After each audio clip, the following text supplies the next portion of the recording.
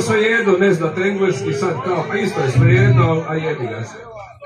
Ali opstala je jedna God song, ide za Novi Sad, za ekipicu da voli. Dakle, na engleskom je, ja pjevam ovako. Ne, tak ja pjevam. Samo pratite što ja pjevam. To je sve što vam.